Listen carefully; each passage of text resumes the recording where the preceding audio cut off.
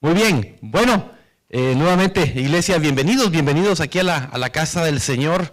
Cuando decimos la casa del Señor, nosotros sabemos de que este lugar, cada domingo se convierte en un lugar donde adoramos al Rey de Reyes y Señor de Señores.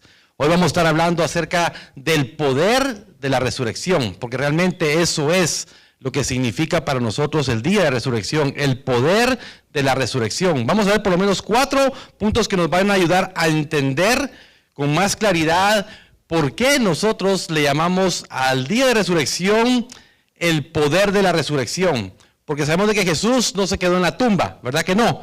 Él está vivo, Él resucitó hace ya más de 2000 años, venciendo la muerte, venciendo a Satanás, donde él había pensado de que había ganado la victoria. Pues no fue así.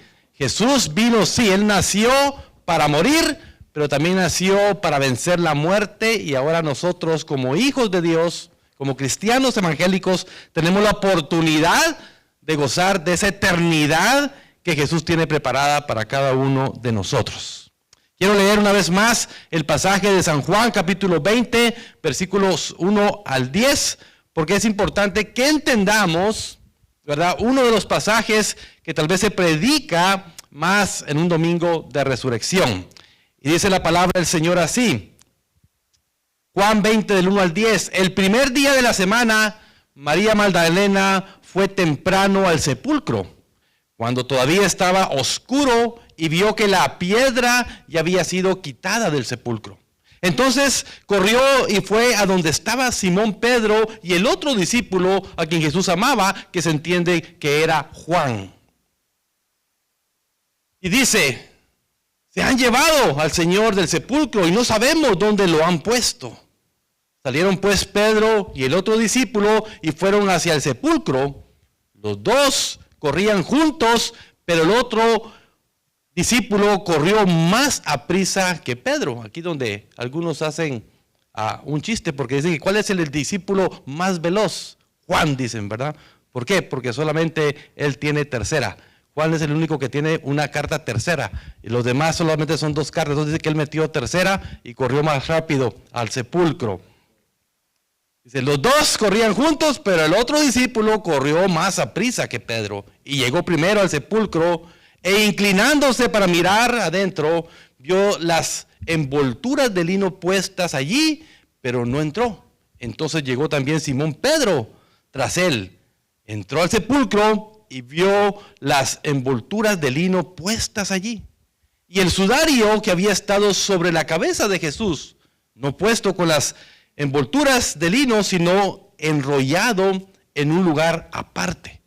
También entró el otro discípulo, el que había llegado primero al sepulcro, y vio y creyó, porque todavía no habían entendido la escritura de que Jesús debía de resucitar de entre los muertos. Los discípulos entonces fueron de nuevo a sus casas. La Pascua, iglesias, la Pascua de la Resurrección es una celebración cristiana que conmemora la resurrección de Jesús de entre los muertos. Eso es lo que celebramos cada año. Más de 2000 años celebrando nosotros los cristianos que Jesús no quedó en esa tumba. Él está vivo. Esta celebración es la más importante en el ámbito cristiano.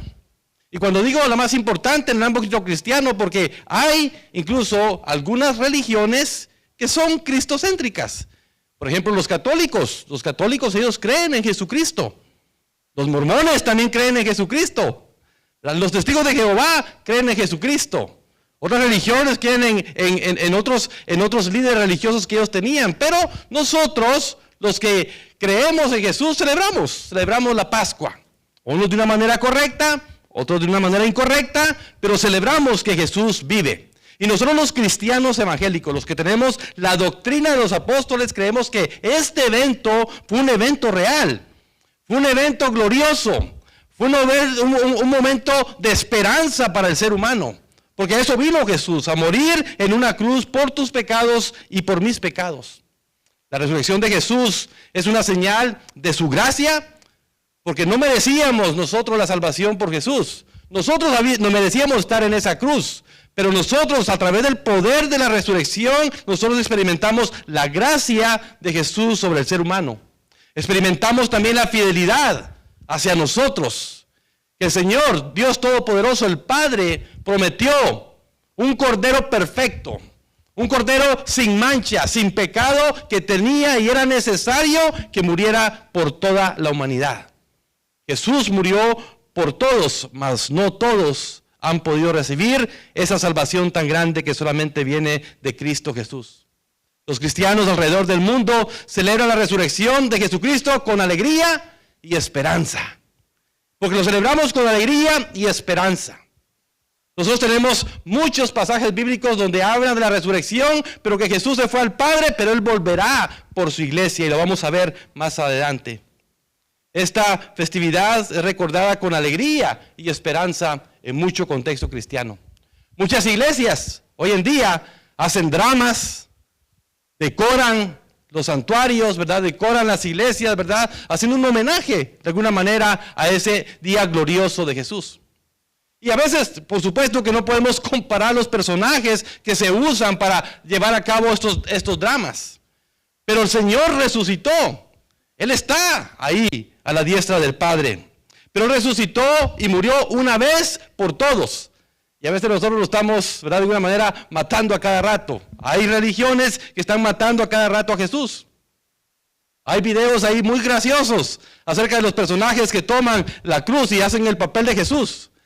Los latigazos que le dan como que van a ser en algunos, y el Jesús que lleva cargado una cruz se enoja tanto y empieza a patear a la gente. Pero nuestro Jesús no hizo eso. Jesús decía cosas: Señor, perdónalos porque no saben lo que hacen. Pero los que hacen los papeles de representación de Jesús se enojan. Tal vez se pelearon con la esposa un día antes, ¿verdad? Y en vez de ir a amar al prójimo, aquellos que los empiezan a latigar, los empiezan a patear. ¿Han visto esos videos? O aquellos que hacen los papeles, ¿verdad? De repente se les cae Jesús de la cruz.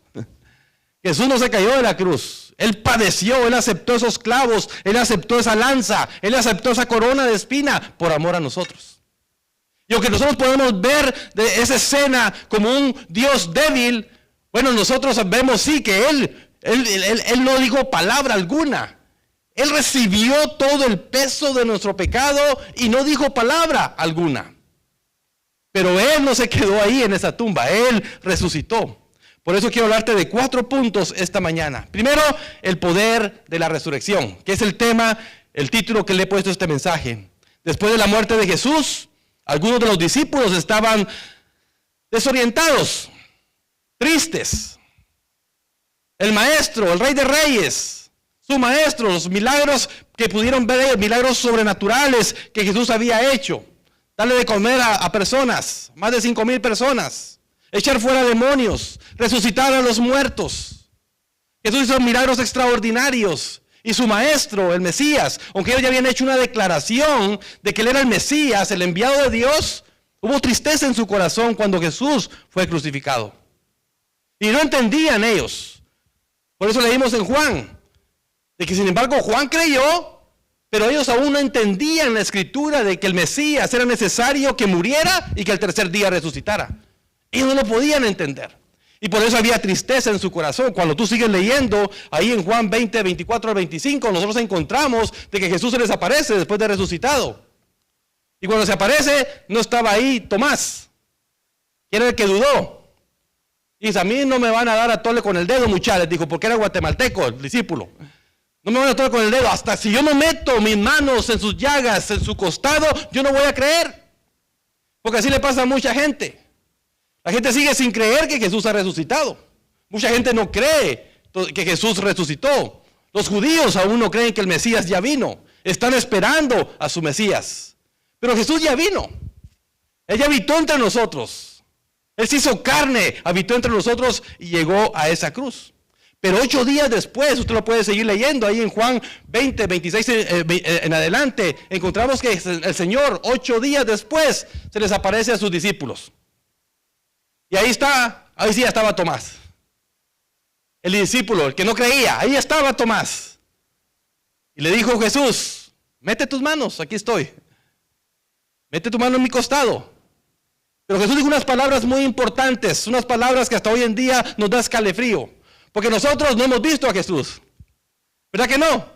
Nosotros no lo vemos a Él. Nosotros sentimos a Jesús. Sentimos su Espíritu. Él está en medio de nosotros. Pero los discípulos, los judíos, tuvieron al Dios Todopoderoso en medio de ellos y no creyeron en Él. Entonces Jesús dice unas palabras y dice, bienaventurado aquel que creyó y no vio. Y tú y yo estamos dentro de ese grupo. Somos bienaventurados, iglesia, porque nosotros no hemos visto a Jesús, pero creemos en Jesús. Creemos que Él murió, que Él resucitó y que fue a preparar un lugar para nosotros para que donde Él esté, nosotros estemos con Él por toda la eternidad. Y entonces ahí vemos que habían dudas acerca de ellos. La resurrección de Jesús es una evidencia del poder de Dios, pero también de su amor por todos nosotros y por toda la humanidad. Sin la resurrección, iglesia, nuestra fe no sería más que una religión muerta. Sin la resurrección de Jesús no tendría sentido que nosotros nos congregáramos aquí, como otras religiones en el mundo, que vemos de que sus líderes religiosos murieron, no resucitaron. Ahí están en una tumba, pero nuestro Jesús, Él sí resucitó. Él vive, Él está vivo, Él está con el Padre y vendrá pronto por su iglesia. Eso es lo que esperamos nosotros, iglesia, la venida de Cristo. Él vendrá pronto. La resurrección de Cristo es un evento único en toda la historia de la humanidad. Jesús, el Hijo de Dios.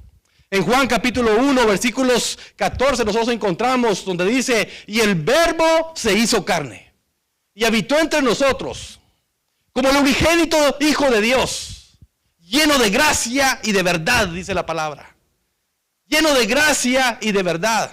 Por eso Jesús dijo, yo soy el camino, yo soy la verdad, yo soy la vida, y nadie puede ir al Padre si no es a través de mí. Esta expresión también la encontramos nosotros en Mateo capítulo 3, versículo 17, donde Juan estaba pensando, Juan el Bautista estaba pensando, ¿es este? ¿O necesitamos esperar a alguien más? Y oímos una voz audible del Padre que dijo, este es mi Hijo amado, en el cual yo tengo complacencia. La voz audible del Padre declarando que el Mesías había llegado al mundo. El Mesías que el pueblo judío esperaba tanto y que no creyeron, ya estaba habitando en medio de ellos. El Verbo se hizo carne y habitó entre nosotros. Ese mismo verbo ahí Juan, en el capítulo 3, versículo 16, que es el centro de, podemos decir, de la Biblia, dice, porque de tal manera amó Dios al mundo, que envió a su Hijo unigénito. Su único Hijo, para que todo aquel que en Él cree no se pierda, mas tenga vida eterna.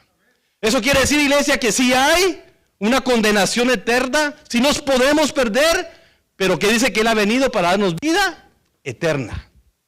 Aquellos que no reciben a Jesús tendrán condenación eterna, pero los que hemos recibido a Jesús tendremos vida eterna con Él. Luego resucitó de los muertos. Ascendió a los cielos, y eso lo encontramos ahí en Hechos 1:9, que se cree que es las últimas palabras que Jesús dijo. Y antes de ver los discípulos a su maestro ascender al cielo, Jesús dijo unas palabras muy importantes para la iglesia de hoy. Hemos estado predicando sobre el libro de los Hechos, estado repitiendo mucho esto. El Señor le dijo, pero recibiréis poder a sus discípulos, a la iglesia primitiva le dijo, y recibiréis poder cuando haya venido sobre vosotros el Espíritu Santo. El Espíritu Santo ahora es el que nos guía, iglesia. El que nos da las fuerzas. El que nos ayuda a seguir adelante.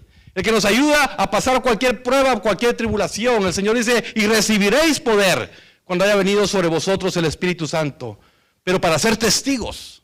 En Jerusalén, en Judea, en Samaria y hasta lo último de la tierra. Su muerte y resurrección, iglesia, nos dio el regalo de la vida eterna.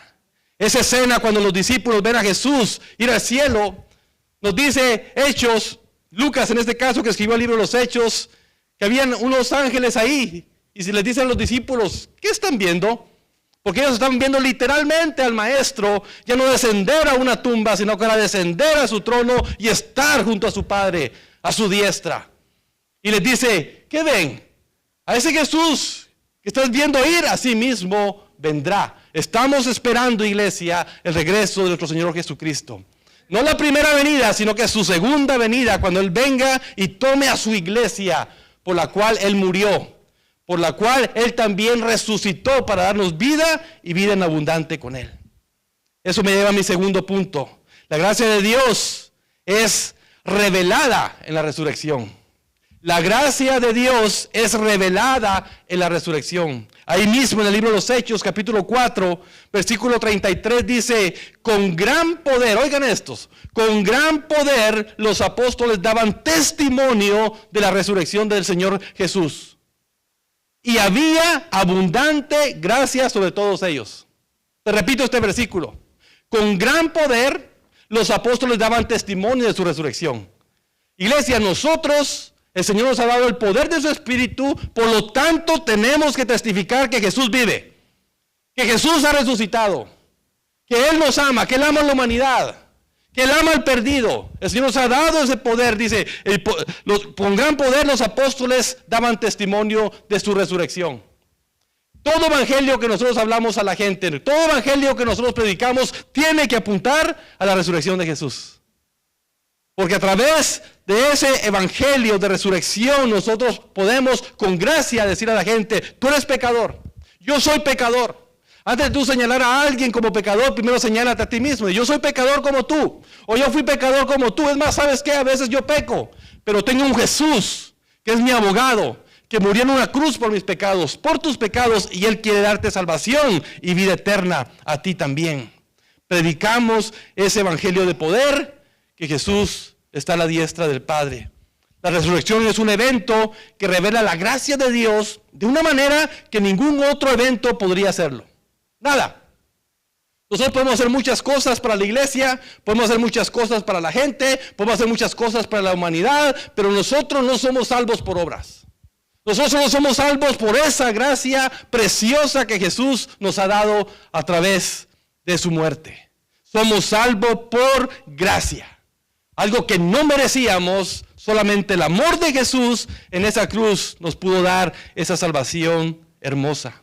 Aunque Jesús no cometió ningún pecado, Él tomó nuestros pecados sobre sí mismo. Eso es lo que dice Pedro en su primera carta, capítulo 2, versículos 21 al 24, que Él mismo tomó nuestros pecados y Él los llevó en Él. La resurrección de Cristo es una muestra de la gracia de Dios hacia nosotros. Dios nos ha dado la vida eterna a través de Cristo y nos ha resucitado de nuestra muerte espiritual. ¿Sabes de qué, iglesia? Tú y yo estamos más cercanos a la muerte de lo que nos podríamos imaginar. En cualquier momento podemos morir. En cualquier momento un ataque al corazón, tantos casos que se han visto ahorita de eso. En cualquier momento tú puedes ser diagnosticado con una enfermedad mortal. En cualquier momento tú puedes ser diagnosticado con un cáncer. En cualquier momento tú puedes morir en un accidente de tránsito. En cualquier momento yo puedo andar en un avión y se despega, que anda de moda al parecer que los aviones se estén estrellando. Nosotros podemos morir en cualquier momento, iglesia. Pero lo que está hablando aquí la palabra es de que nosotros tenemos resurrección con Cristo de una muerte, ¿verdad?, que era eterna por nuestros pecados, pero ahora tenemos resurrección para una resurrección eterna en Cristo Jesús. Así que estábamos muertos en nuestros delitos y pecados, pero ahora a través de la resurrección de Jesús, nosotros podemos tener esa vida eterna. El apóstol Pablo escribe en 1 Corintios 15, 3 al 4, que Cristo murió por nuestros pecados y que Él fue resucitado al tercer día como garantía de nuestra propia resurrección. O sea, Jesús, las primicias. Él fue la primicia. Él tuvo que haber vencido la muerte para que cuando tú y yo muramos, Él nos resucite para una vida eterna con Él. Pero esto solamente está apuntado para aquellos que hemos recibido a Jesús como nuestro Salvador personal. Pablo también escribe en Efesios 2, 4 al 5 que Dios nos da vida junto con Cristo. ¡Wow! Aquí ya no es Cristo, sino que Dios, dice, Dios nos da vida juntamente con Cristo y que Él nos resucitará junto con Cristo para darnos la vida eterna. Así que aunque tengamos miedo a la muerte, que nadie se quiere morir, por supuesto, pero la muerte es lo más seguro que tenemos hoy en día, iglesia. La pregunta es, ¿qué va a ser después de la muerte? ¿A dónde vas? ¿A dónde irás tú? ¿Irás a un infierno eterno o irás a una vida eterna con Cristo Jesús?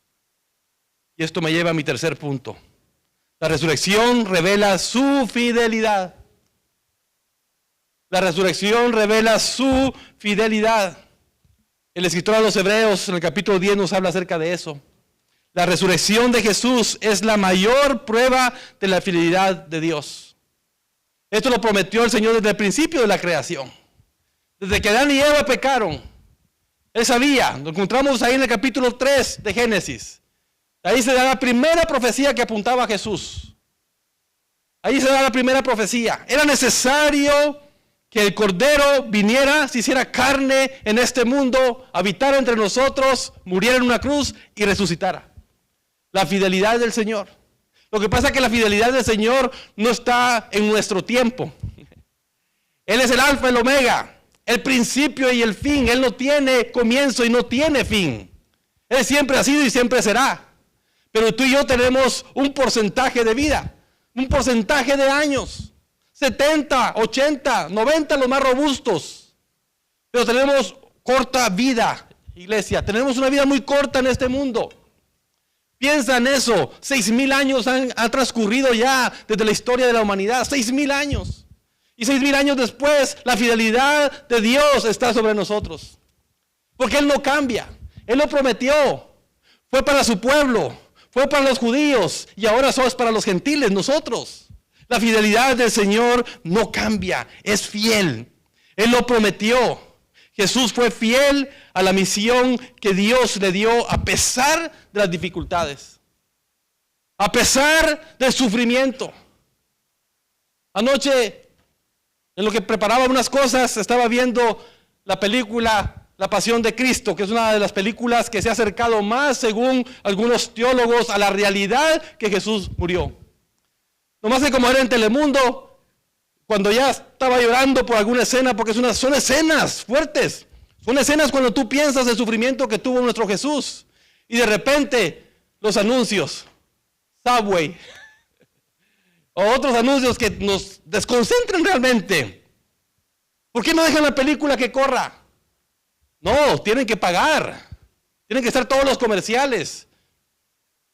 Pero cuando pensamos, iglesia, en ese sufrimiento, imagínate, Él fue bofeteado, Él fue latigado, 40 azotes. Esas escenas son muy fuertes, pero no están lejos de la realidad, no están lejos de cómo fue esa escena. Por eso es que dice que toda su sangre fue derramada en la cruz del Calvario. Jesús prácticamente llegó a la cruz sin sangre. Dice que cuando le metieron la lanza, ya lo que no salía sangre, sino que agua brotaba. Porque nosotros tenemos un gran porcentaje de agua en nuestro cuerpo. Su sangre había sido derramado. Y por eso, iglesia, sin derramamiento de sangre no hay perdón de pecados. Piensa en eso. Piensa en eso. El sacrificio de Jesús. Toda su sangre derramada por tus pecados, por mis pecados, por los pecados del mundo. Esa es la fidelidad de nuestro Dios. Todo apuntaba a Jesús para que tú y yo pudiéramos tener vida y vida eterna. Juan capítulo 10 versículos 14 al 15 dice: yo soy el buen pastor. Porque pastores hay muchos. Yo soy su pastor. Pero yo no di la vida por ustedes. Yo no di la vida por ustedes. Pero dice Jesús: yo soy el buen pastor y conozco mis ovejas. Quiero que pienses un poco en esto. Quiero que pienses. Dice: yo soy el buen pastor y conozco mis ovejas. Iglesia, ¿realmente te consideras una oveja de Jesús? ¿Te consideras una oveja de Él? ¿Estás caminando en fe? ¿Estás caminando en obediencia? ¿Estás viviendo una vida arrepentida realmente? Si no te reconoces como una oveja de Jesús, es porque posiblemente te falta esta segunda parte. Dice: yo soy el buen pastor y conozco mis ovejas. Y dice: y ellas me conocen. Nosotros hemos oído hablar de Dios. Posiblemente has oído hablar de Jesús, pero ¿realmente conoces a Dios? ¿Conoces a Jesús? ¿Está realmente Él en tu vida? ¿Está realmente Él en tu familia? ¿Está realmente Él en tu matrimonio? Porque Jesús dice: yo conozco mis ovejas. Si el Señor se apareciera aquí, ¿qué podría decir de nosotros? ¿Seríamos expuestos tal vez? Porque no todos son ovejas. No todos han reconocido al buen pastor. No todos han reconocido a Jesús. Y Juan agrega, al igual que el Padre me conoce y yo conozco al Padre. Mira qué relación tiene esto. Jesús sabía que él se había sometido a su Padre. Él se había sometido a la autoridad. Jesús fue 100% Dios y 100% humano. Pero dice que él dice, yo conozco a mi Padre y él me conoce a mí. Y doy mi vida por las ovejas. Nosotros sabemos de que Jesús lo mataron, pero él se entregó. A él no lo forzaron. Él tenía la autoridad. Lo dijo en el Getsemaní, lo dijo ante Poncio Pilato. Él dijo que él tenía la autoridad. Él podía en un tronar de dedos descender fuego sobre toda la humanidad. Que sus ángeles vinieran y pelearan por él. Lo dijo en ocasiones. Tengo legión de ángeles listos. Pero él decidió ir a la muerte por amor a ti, por amor a mí. Eso habla, iglesia, de la fidelidad de Jesús de ir hasta la muerte. Eso habla de su fidelidad. A Jesús no lo mataron. Él se entregó por amor a nosotros. La esperanza en la resurrección me lleva a mi cuarto punto. Juan 14, 1 al 2 nos dice, no se turbe su corazón. Hay esperanza en la resurrección, iglesia. Hay esperanza para ti, hay esperanza para el mundo. Hay esperanza para tu familia. Hay esperanza para tus seres queridos. Hay esperanza para tus hijos. Hay esperanza para tus amigos. El poder de la resurrección nos trae esperanza. Juan 14, 1 al 2, 1 en adelante, dice, no se turbe su corazón. Crean en Dios y crean también en mí. No fue suficiente para los judíos solamente creer en su Dios o creer en Dios. Era necesario creer en Jesús también. Y posiblemente tú puedas creer en Dios, puedas creer en Jesús. Pero a veces tus hechos o tus acciones dicen todo lo contrario. Tal vez de oídas has oído de Dios, de oídas has oído de Jesús. Pero el Señor quiere una relación contigo. Y Juan sigue diciendo, en la casa de mi Padre hay muchas moradas. Si no fuera así, lo hubiera dicho. Porque voy a preparar un lugar para ustedes. No solamente Jesús murió por nuestros pecados y que merecíamos nosotros haber sido crucificado en vez de Él. Y Él todavía nos da salvación, nos da vida eterna y se va y prepara un lugar para nosotros. No merecíamos tanto amor. No merecíamos tanto amor de Jesús.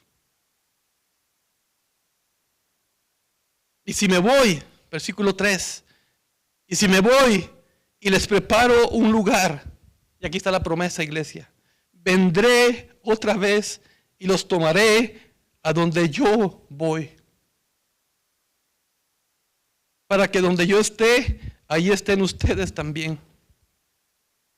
Este fue el plan del Señor desde el principio, iglesia. Y lo es para la humanidad.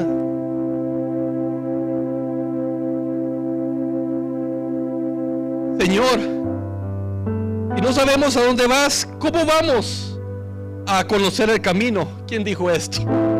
Tomás, el incrédulo. Porque Tomás, iglesia, es una representación también de la incredulidad que hay ahora en el mundo. Mucha gente no cree que Jesús es la solución para sus problemas. Mucha gente no cree que Jesús es la solución para esa vida eterna. Hay muchos Tomáses hoy en día. Pero el Señor no lo reprendió, sino que dice esto. Porque Tomás dijo, Señor, si no sabemos a dónde vas, ¿cómo vamos a conocer el camino?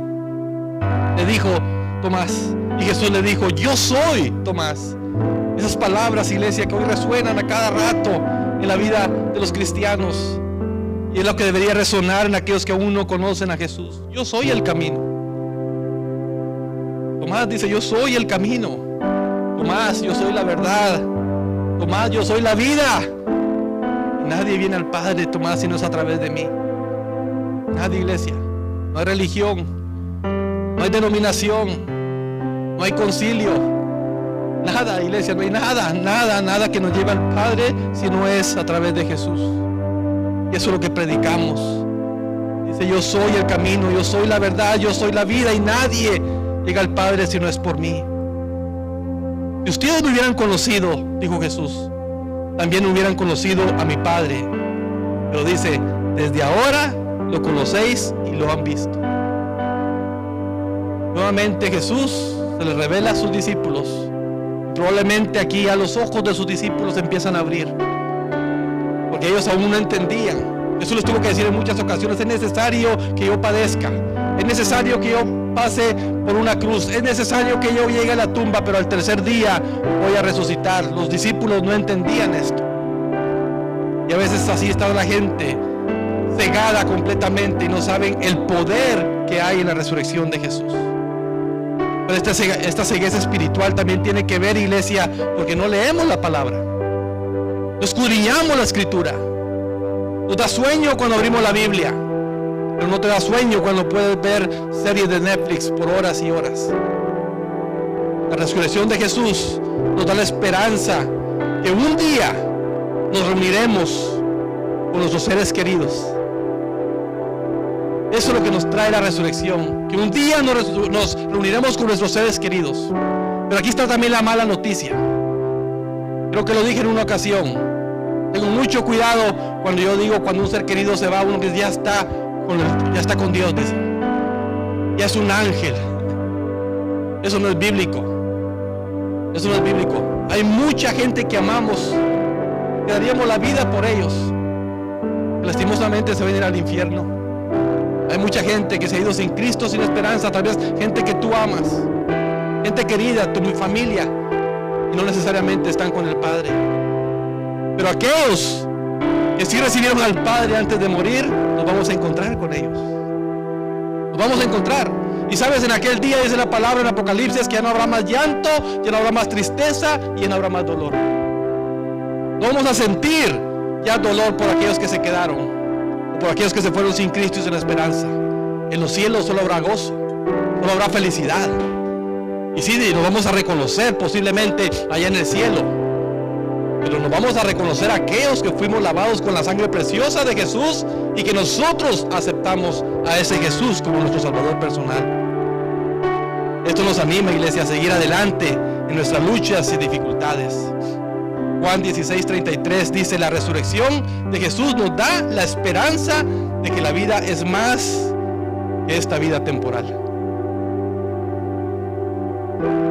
Qué bonito.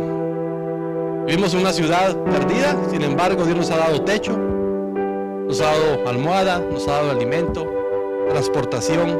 Pero vivimos en una ciudad de pecado. Y donde quiera que nos vayamos, iglesia, habrá pecado, habrá maldad.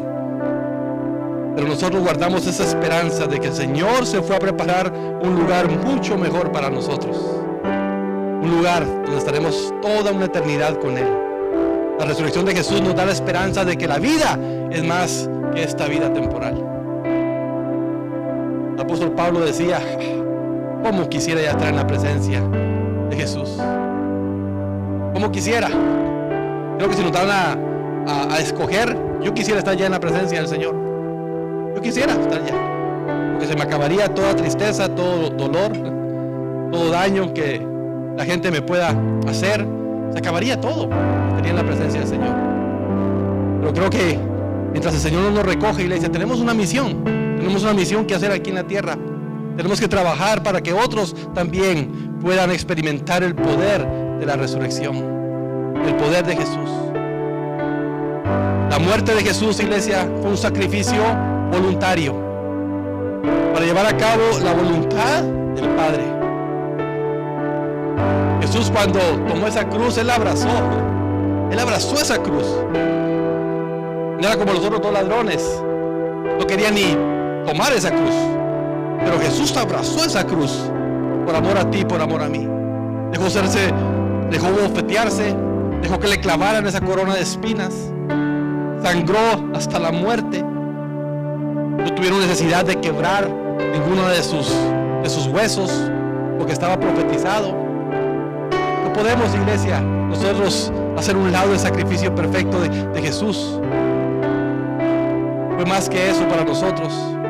Entonces piensa en esto, la muerte de Jesús, sí, fue un sacrificio voluntario para llevar a cabo la voluntad de Dios. Un sacrificio voluntario para llevar a cabo la voluntad de Dios. Pero la resurrección fue más que eso. La resurrección, iglesia, fue una victoria sobre la misma muerte. Una victoria sobre la misma muerte. Jesús venció la muerte y por eso es que hoy tenemos vida eterna. Y digo tenemos, iglesia, porque esa es nuestra fe. La fe es la certeza de lo que esperamos, la convicción de algo que no vemos. Estaremos en la eternidad con Jesús. Así que nunca olvides el significado de la resurrección. Es la celebración más importante. Es la celebración más grande para nosotros los cristianos evangélicos. Esta celebración nos recuerda el poder de Dios para vencer la muerte. Nos recuerda también que nos restaura nuestra vida que estaba muerta en delitos y pecados. También nos muestra su gracia y fidelidad hacia nosotros. Y finalmente la resurrección nos da esperanza de que Dios nos ama y está con nosotros siempre, iglesia.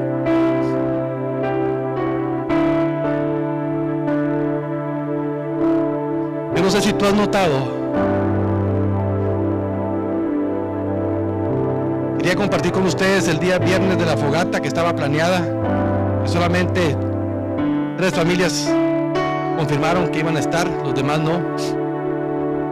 Quería compartir con ustedes el mensaje de las 7 palabras de Jesús en la cruz.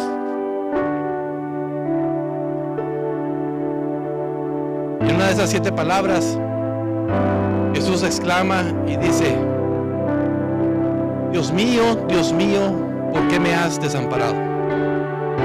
Y esa tiene una profundidad muy grande para nosotros. Dios mío, ¿por qué me has abandonado?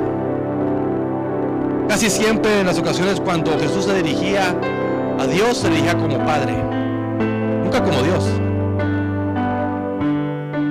¿Sabe por qué digo esas palabras? Porque muchos dicen, no, es que ahí fue donde Dios le dio la espalda a Jesús. Y posiblemente sí, Él tenía que cargar todo el peso de la humanidad, todo el peso de pecado. Pero el Señor Jesús dijo: Dios mío, ¿por qué me has abandonado? En su humanidad. Él era 100% Dios, pero era 100% hombre. Y en su humanidad, iglesia, Él pudo expresar eso: Dios mío, ¿por qué me has abandonado? No dijo Padre, ¿por qué me has abandonado? Sino que dijo: Dios mío, ¿por qué me has abandonado? Y para nosotros, iglesia, eso trae un peso. Cuando uno ve esa película de La Pasión de Cristo, obviamente es una escena que no lo dice la Biblia, pero hay una gota de lágrima que cae al final de esa película. Y es el Dios Padre llorando por su hijo. Uno no quiere que su hijo ni que se caiga, ¿verdad?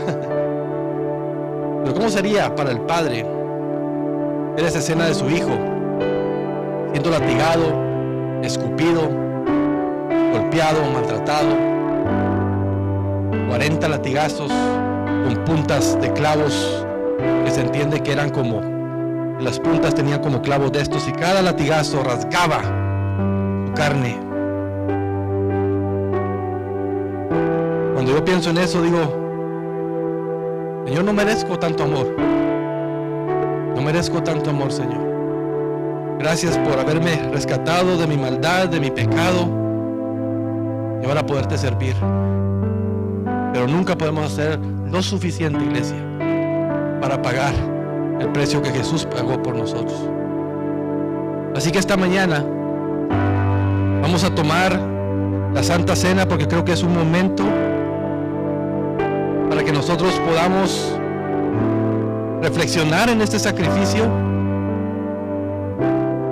Quiero leerte lo que Jesús hizo en esta última cena.